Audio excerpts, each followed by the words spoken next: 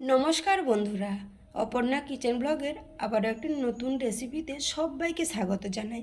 তো বন্ধুরা, কেমন আছেন? আশা করি ভালো আছেন, সুস্থ আছেন, যে যেখানে আছেন। আপনাদের ভালোবাসাতে আমিও খুব ভালো আছি। তো চলুন আজকে কি রান্না করি সেটা আপনাদের সাথে শেয়ার করব। তো মোরলা মাছ এনেছে, তো আমি টপকা টক করব, মানে কাঁচা মাছ টক করব। তো তেঁতুল দিয়ে, দেখুন এখানে তেঁতুল নিয়েছি। তো তেঁতুলটা জলে ভিজিয়ে রাখবো কিছুক্ষণ। তো তার আগে মাছটায় লবণ মাখিয়ে নেব। তো দেখতে থাকুন বন্ধুরা ভিডিওটি। তো দেখুন, প্রথমে লবণ দিয়ে দেব, পরিমাণ মতন দেবেন যে যার।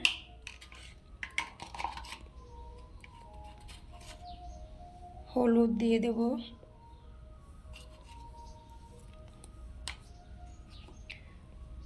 তো এর সাথে লঙ্কা গুঁড়ি দিয়ে দেব, কারণ কালারটা খুব সুন্দর আসবে সেজন্য। তো আপনারা চাইলে নাও দিতে পারেন। তো এরকম কাঁচা মাছের টক খেতে কে কে ভালোবাসে জানাবেন। ওপর থেকে সর্ষের তেল দিয়ে ভালো করে হাত দিয়ে মেখে নেব, এভাবে দলে দলে মেখে নেব। তো আমার তো এরকম টক খেতে খুব ভালো লাগে। তো আপনাদের কার কার ভালো লাগে অবশ্যই কমেন্টে জানাবেন। আর নতুন যদি কোনো বন্ধু হয়ে থাকেন, সাবস্ক্রাইব করে আমার পাশে থাকবেন। সবাইকে অনেক অনেক ভালোবাসা আমার পাশে থাকার জন্য। দেখুন এভাবে মাখিয়ে নিয়েছি।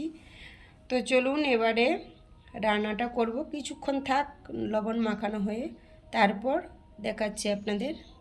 এখানে আমি তেঁতুলের মধ্যে জল দিয়ে দেব। আগেই তো বলেছিলাম জল দিয়ে ভিজিয়ে রাখবো, সেই জন্য জল দিয়ে দিচ্ছি, দেখতেই পাচ্ছেন। তো কিছুক্ষণ ভেজানো থাক, তারপর হাত দিয়ে দলে নেব। দলে নিয়ে জলটা আমি ছাঁকনিতে করে ছেঁকে নেব, কারণ যদি গুঁড়ো থাকে বা খসা থাকে তেঁতুলের, সেগুলো বের হয়ে যাবে। তো টকটাও খেতে ভালো লাগবে।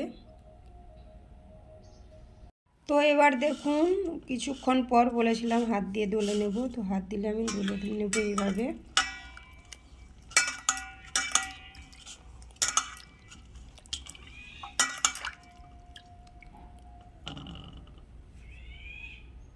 তো দেখুন বন্ধুরা, এইভাবে দলে নিয়েছি।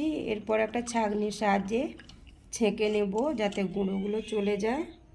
তো দেখুন এইভাবে ছাঁকনির সাহায্যে ছেঁকে নেব আমি।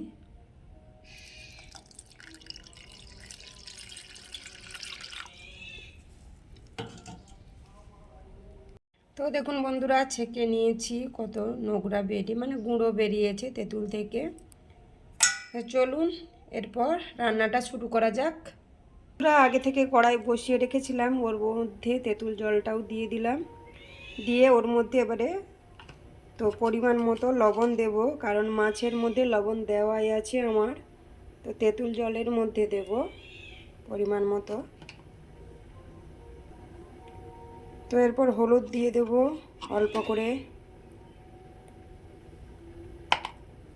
এবার ফুটতে থাক তেঁতুল জলটা আমার, তারপর দেখাচ্ছি আপনাদের।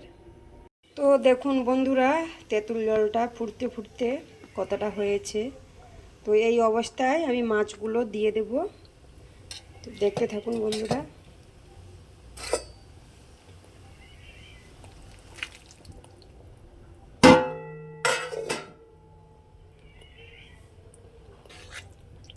হালকা করে একটু নেড়ে নেব। তো এর মধ্যে অল্প করে চিনি দিয়ে দেব। তো মিষ্টিটা যে যার স্বাদ অনুযায়ী দেবেন। কেউ কারো ভালো লাগলে দেবে, না লাগলে না দেবে, কোনো প্রবলেম হবে না। তো টকেতে একটু চিনি না দিলেও ভালো লাগে না, টক টক মিষ্টি মিষ্টি। তো লঙ্কাই দিয়েছি, ঝাল ঝাল লাগবে, খেতে ভালো লাগে। তো দেখুন আর একটু ফুটতে থাক। তো তারপর আমি উপর থেকে সর্ষের তেল দিয়ে দেব, কারণ কাঁচা মাছ তো সর্ষের তেল না দিলে গন্ধ করবে। এবার আমি উপর থেকে সর্ষের তেল দিয়ে দেব। তো আগেই বলেছি তেল না দিলে কাঁচা গন্ধ করবে মাছে।